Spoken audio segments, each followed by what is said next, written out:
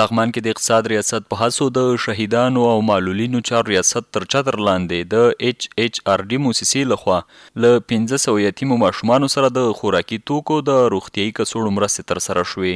دا چې نن د 1500 یتیمانو توزیع ده د لغمان ولایت اقتصاد ریاست او د شهیدانو معلولینو ریاست په هلو ځلو دغه مؤسسه لغمان ته راغلې ده او دلته دغه زموږ یتیمانو ته ملاتړ پروګرام دی او یتیمانو ته هر قسم خوراکي مواد ایجن کیټ او نور وړاندې کوي.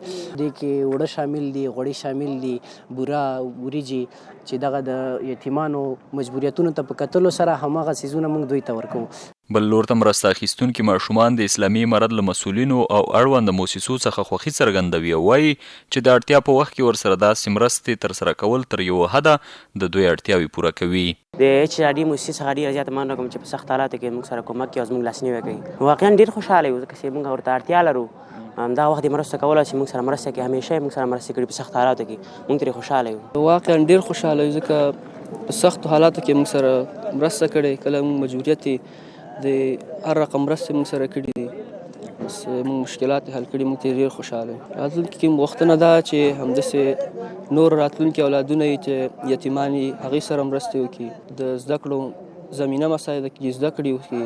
ورته مهال د یاد ولایت د اقتصاد رئیس وایي هڅه کوو څو د مرستو د جلب همغږي او شفاف ویش په برخه کې خپل مسؤلیت په ښه توګه ادا کړو. د لغمان ولایت په مربوطاتو کې د HRD موسسې لخوا 1500 کورنیو یتیمانو سره د خوراکي او غیر خوراکي کیټونو مرسته وشوه. لکه څنګه چې تاسو ته بهتره معلومات دی چې اقتصاد ریاست هر وخت هڅه کوي چې په لغمان ولایت کې هغه بېوزله کورنیو یا یتیمانو ته د مرستو د جلب په برخه کې کار وکړي تر څو مؤسسات جلب شي او د لغمان ولسونو سره بشري مرستې ترسره کړي. د یادونې وړ ده چې له دې وړاندې هم له یتیمو اړمنو بېوزلو کورنیو سره د نقدي مرستو ترڅنګ د خوراکي او غیر خوراکي توکو مرستې ترسره شوي.